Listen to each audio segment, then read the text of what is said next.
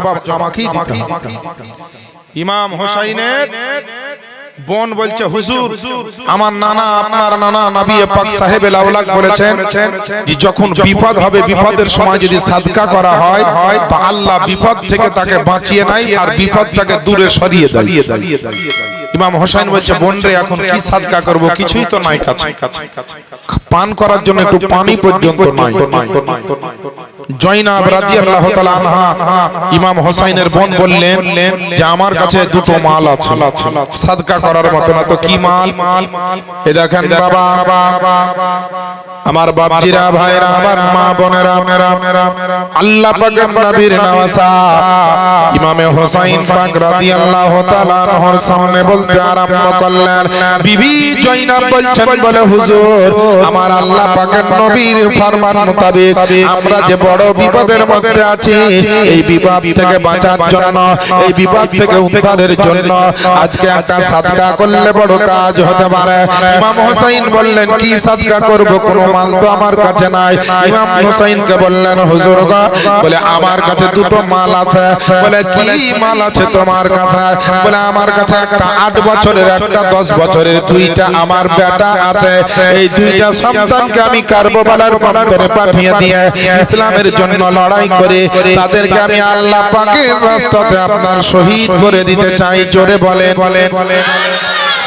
মুসলমান, যেমনই আপনার জয়নাবের কোন ধরনের কথাটা আপনার বর্ণনা করেছে, জয়নাব যেমনই এরকম কথা আপনার উচ্চারণ করেছে, সঙ্গে সঙ্গে ইমাম হোসেন বলছেন, না না ওগো জয়নাব, শোনো রে শোনো, তোমার জীবনের সবচাইতে দামি জিনিস হচ্ছে তোমার দুইটা বেটা। তোমার জীবনে আর কিছু দামি জিনিস নাই। তোমার সঙ্গে এখন কারবালার প্রান্তরে তোমার স্বামী নাই।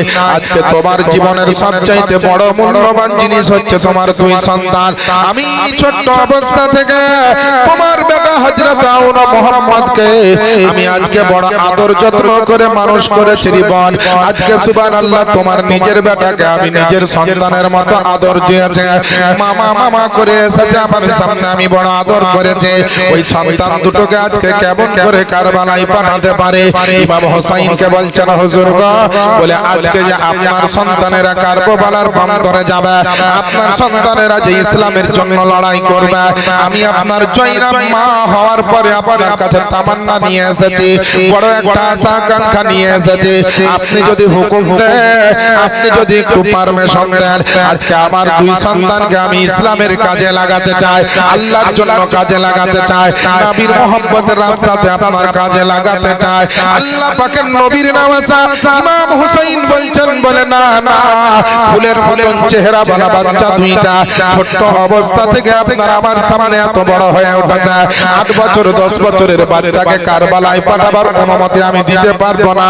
জয়নাব ইমাম হোসেনের পা দুখানিকে ধরে বলছে, বলে হুজুর আপনি একটা ফয়সালা দিয়ে দেন।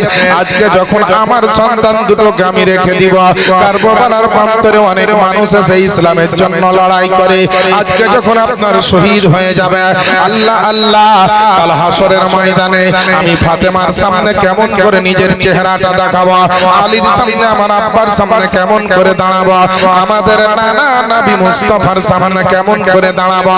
ওগো আল্লাহ পাকের নওয়াজা, আমাদের ইমাম, আমাদের মাথার ছাতা, আমাদের সরতাজ, ওগো হোসেন পাক, শোনেন শোনেন, একটু দয়া করে আপনি একটু অনুমতি দেন না কেন?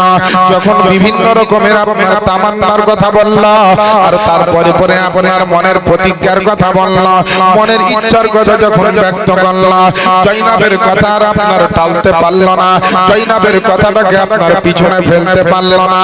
হযরত ইমামে হোসেন বললেন, বলে যাও যাও, বলে যখন তুমি এত তামান্না নিয়ে এসেছো আমার সামনে, আমি আল্লাহ পাকের নবীর নাতি, তোমাকে আজকে নৈরাশা করব না, তোমাকে আজকে নিরাশা করে ফিরিয়ে দিব না। বলে যাও যাও, তোমার দুই মানিক লালকে রেডি করে দাও, তোমার দুই সন্তানকে রেডি করো। মা জয়নাব রাদিয়াল্লাহু তাআলা আনহা তাড়াতাড়ি করে দুইটা সন্তানকে সুন্দর করে আপনার নতুন পোশাক পরিয়ে দিলেন আর ছোট ছোট দুটো তলোয়ার তাদের হাতে দিলেন আর সুন্দর করে একসঙ্গে দাঁড় করিয়ে ইমামে হোসাইনের বোন জয়নাব বললেন, বেটা সারা জীবন তোমাদের জন্য এত খিদমত করেছি, এত আনয়ন বিনয়ন করেছি, কিন্তু আজকে যখন তোমরা কারবালায় চলে যাবে আর আসার পরে তোমরা মা বলে আমাকে ডাকবে না, তোমাদেরকেও আমি বেটা বলে আর ডাকার সুযোগ পাবো না। একবার সামনে এখানে দাঁড়িয়ে যাও, আমি তোমাদেরকে আপনার মন ভরে জান ভরে একটু দেখে নি। এ মুসলমান বাপজিরা, হযরতে জয়নাব দুই সন্তানকে এক জায়গায় দাঁড়িয়ে দিয়ে আপনার মনের শেষ ইচ্ছার মতো শেষবারের মতো আপনার দর্শন করছেন, দেখছেন। আল্লাহ পাকের নবীর নওয়াজা হযরতে ইমামে হোসাইনের ব্যাপারে হযরতে জয়নাব বলছেন, বলে বেটারে যখন কারবালার প্রান্তরে যাবে ইমাম হোসাইনের ভাগনা বলে তোমাদেরকে ডাকবে, তোমরা বলবে না আমরা ইমাম হোসাইনের ভাগনা, তোমাদেরকে বলবে জয়নাবের বেটা, তোমরা বলবে জয়নাবের বেটা আমরা নয়, তোমরা একটাই পরিচয় দিবে কারবালার জমিনে যে আমরা হোসাইনের আপনার ভাগনা নয়, আমরা জয়নাবেরও বেটা নয়, আমরা নবীর খানদানের নবীর আওলাদ নয়, বলে আমাদের একটাই পরিচয় যে আমরা ইমাম হোসাইনের আপনার দুইজনা গোলাম, বলে আমরা দুইজনা ইমাম হোসাইনের গোলাম। আমার আব্বা জানেরা আম্মা জানেরা, আল্লাহ পাকের নবীর নওয়াজার সামনে দুই সন্তান দৌড়তে দৌড়তে আসলো আর আসার পরে বলছেন, ওগো আমাদের আকা, ওগো আমাদের মাথার তাজ, ওগো আমাদের মামা জান, শুনেন গো শুনেন, আপনি আমাদেরকে বিদায় দিয়ে দেন। আহারে মুসলমান, হযরত ইমামে হোসাইনের যেন কলেজা ফেটে যায় দুই ভাগনাকে বিদায় দিতে। একজনের বয়স হচ্ছে মাত্র 8 বছর আর একজনের বয়স হচ্ছে আপনার মাত্র 10 বছর। দুই সন্তানকে বিদায় দিবে, আমার ইমাম হোসাইন কলেজার সঙ্গে জড়িয়ে ধরলেন, সিনার সঙ্গে জড়িয়ে ধরলেন, দুইজনকে আদর করে বললেন, বলে যাও যাও, আল্লাহ পাক তোমাদের কুরবানিকে কবুল করুক, তোমার মায়ের ইচ্ছাকে আল্লাহ পাক পূর্ণ করুক, কবুল করুক, এই বলে আপনার দোয়া দিয়ে আর আপনার ইমাম হোসাইনের কদমে দুইজনা চুমা দিয়ে আপনার ঝাঁপিয়ে পড়ল কারবালার প্রান্তরে। কারবালার প্রান্তরে যাওয়ার পরে যখন ইয়াজিদের সৈন্যরা দেখতে পেল, ইয়াজিদের আপনার ইবনে জিয়াদের সেনারা যখন দেখতে পেল, সবাই বলছে উমর ও সাদ বলছে সমস্ত সেনার যিনি সেনাপতি ওই ব্যক্তি বলছে, এই দেখো ইমাম হোসাইনের দুই ভাগনা চলে এসেছে, জয়নাবের দুই বেটা চলে এসেছে। তখন আপনার দুই শেরে খোদার পোতা, দুইজন আপনার শেরে খোদার পোতা ইমাম হোসাইনের ভাগনা আওয়াজ দিয়ে বলল, ও ইয়াজিদের সৈন্য শোনো রে শোনো, আমরা আপনার এই যে আপনার ইমাম হোসাইনের ভাগনা নয়, আমরা জয়নাবের বেটা নয়, আমাদের পরিচয় হচ্ছে আমরা হলাম ইমাম হোসাইনের আপনার দুইজন গোলাম। এ মুসলমান আব্বা জানেরা আম্মা জানেরা, আল্লাহ পাকের নবীর দুইজন নওয়াসার আপনার ভাগনা সুবহানাল্লাহ ইয়াউন মুহাম্মদ আপনার কারবালার প্রান্তরে গিয়েছে।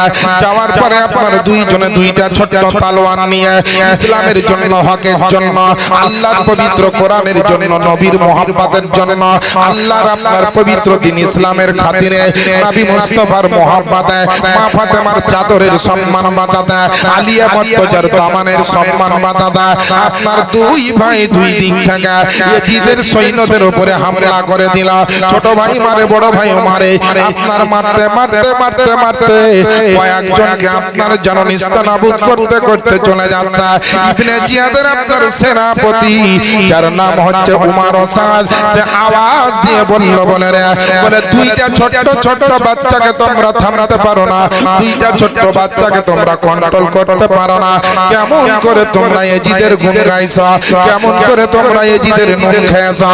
এই বলে যখন উমর ও সাদ সেনাপতি তার সেনাদেরকে আপনার উৎসাহিত করল, যখন ভাবে এইভাবে আপনার বর্ণনাটি দিল, তারা আপনার এমন ভাবে ঝাঁপিয়ে পড়ল, লড়াই করতে করতে ইয়াজিদের আপনার সেনারা যেই জায়গায় ছিল অর্থাৎ সেনার ঘরে সিপাহী সালাতে আপনার এক ভাই গিয়ে হামলা করে দিয়েছে লড়াই চলছে আর ছোট ভাইকে আপনার একটা বল্লম মেরে দিল আর বল্লমের আঘাতে ওই জয়নাবের কলেজার টুকরা নয়নের তারা পৃথিবীর জমিনে কারবালার জমিনে আপনার লটিয়ে পড়ল আর যেমনই পড়ে গিয়েছে আওয়াজ দিয়ে বলছে ছোট ভাই তার বড় ভাইকে বলো বড় ভাই শোনো রে শোনো আমাকে আপনার শেষ অবস্থা করে দিয়েছে একবার আমার দিকে তুমি লক্ষ্য করো বড় ভাই আপনার যেমনই দেখেছে যে ছোট ভাইয়ের অবস্থা এরকম খারাপ দৌড়তে দৌড়তে আপনার আসার পরে যেমনই আপনার বল্লমখানা বের করতে যাবে